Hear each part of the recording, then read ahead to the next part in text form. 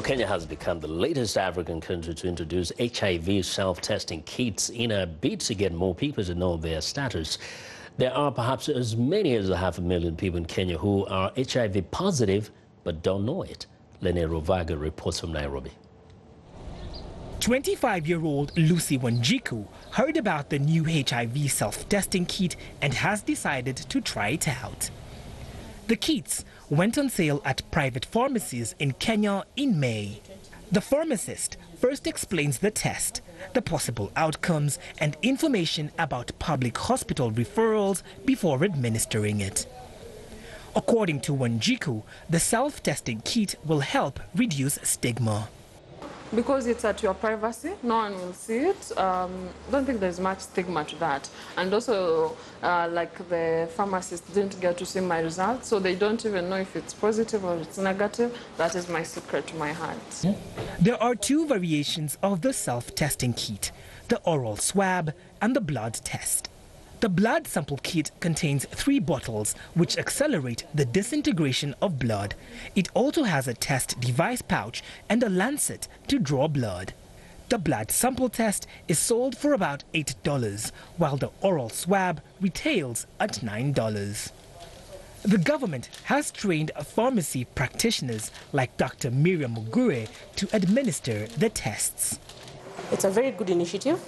We thank the government for such a thing. But I think the price is a bit costly. As much as I'm going to carry it home. So if they can reduce the pricing so that everyone can access it. Esther Chude is the CEO at the Pharmaceutical Society of Kenya, PSK, which has partnered with the government to roll out the self-testing kits. Our challenges have been twofold. One is pricing. It being in the early stages, we do not have the volumes, therefore the price is prohibitive to a majority of the people. Secondly, we need to be able to get the message out there, and we're working with partners to inform the public. The Ministry of Health says as many as a quarter of Kenyans infected with HIV don't know their status. The main reason for introducing HIV self-testing is to reach this unreached population, mainly men and young people. The government hopes to roll out the HIV self-testing kits in public hospitals later this year. Lenny Ruvaga for VOA News, Nairobi. 3 Cameroonian students in detention, each facing up to 10 years in jail for sharing a text about Boko Haram, which the government considers to be acts of terrorism. But the students say it was just a joke. Well, parents and Amnesty International are demanding the students' release. Here's our report. Some months ago, Azza Levis could have been walking freely in Pandam Boko village in Cameroon like any other teenager. But a joke gone wrong is the reason his mother is sharing pictures of her son, who is in detention. Levis, along with his friends, were found guilty of non-denunciation of terrorism act in November 2016 after sharing a text message joke of Islamist militant group Boko Haram. The 3 young men were sentenced to 10 years in prison because of that expensive joke by a military court. The children are not criminals. And when they went to arrest the children, they searched the compound and in the house. They did not find anything like a weapon. Regina says she visits her son as often as possible to be sure he is okay, but is now worried about Levi's health. Yes, I visit them in prison. They are there. Only that Levis is having eyes problem already.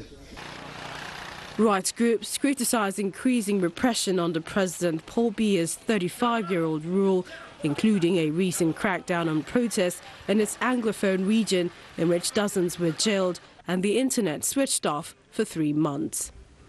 Only last month, Cameroon security forces prevented Amnesty International from holding a press conference to call for the release of the 3 young men.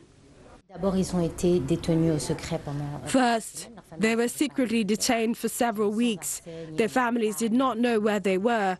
They had no access to a lawyer or their families. Then they were detained at the Yaoundé prison. And the legal proceedings lasted for 2 years. 2 years during which time they had several different hearings. It all started when Ivo sent his friends Neville and Levis a text message as a joke about the Islamist militant group Boko Haram, which has committed a series of suicide attacks in Cameroon in the past few years, and the difficulty of finding a job in the country. London-based human rights group Amnesty International says it has gathered over 310,000 letters and petitions protesting the arrest, sentencing, as part of their annual Rights for Rights campaign.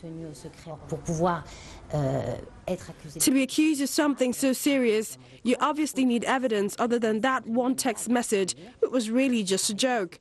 All you have to do is read it. Moreover, it must be proved that there is indeed an act of terrorism of which they were aware and did not denounce, which is absolutely not the case.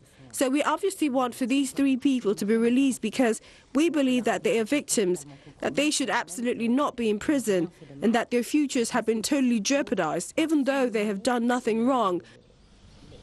Political tensions in Cameroon have simmered in the last 7 months against Biya's long rule. Violent unrest, including strikes, have also raised pressure on Biya, both at home and internationally, ahead of the next presidential election coming up in 2018. Well, you're watching Africa 54. I'm Vincent McCorry. Now, donkey poaching is on the rise in South Africa, driven by the sale of the animal parts on the Chinese market. Viewers, Anita Powell has that story. Mpho Mashele's 8 donkeys are her most precious possessions and her family's lifeline. They use them to transport goods in this small village north of South Africa's capital. But her animals are under threat. 4 were killed earlier this year, victims of China's voracious multi-million-dollar trade in donkey hides. We found pieces of the donkeys. We recognized they were our donkeys because of a white patch on one of their foreheads, and the skins were gone. South Africa's Society for the Prevention of Cruelty to Animals has, in the last year, confiscated more than 1,000 hides headed for China, says Chief Inspector Mpho Mokoena. Often, she says, they are bludgeoned with hammers or skinned alive. Their hides are then boiled down and made into gelatin, which is believed to treat a variety of ailments. Their flesh is often left behind to rot. Mokoena says that if poaching continues at this rate, South Africa's donkeys will soon go extinct. In 2 years, there will be no donkeys in South Africa. Animal welfare activists say they're doing their best to protect these vulnerable creatures. The Highveld Horse Care Unit rescues and cares for threatened donkeys. Inspector Ashley Ness says the skin of a donkey like this one could fetch more than $500 in China. Activists are urging South Africa to follow the lead of other African nations like Burkina Faso and Niger and ban the trade of donkey parts. A lot of the countries actually have banned the slaughter and trade of donkeys, which I believe is a lovely, great step in the right direction. But will it come soon enough to protect these gentle beasts? Anita Powell, VOA News, Meyerton, South Africa. It's time now for a short break. Before we go, a reminder to visit our website, Channelstv.com, for all the latest information around the clock. You can also find us on youtube.com/channelsweb. Still to come, Congolese refugees in Uganda finding a livelihood in fish farming in a program that helps them to save and borrow money. Well, that story after the break.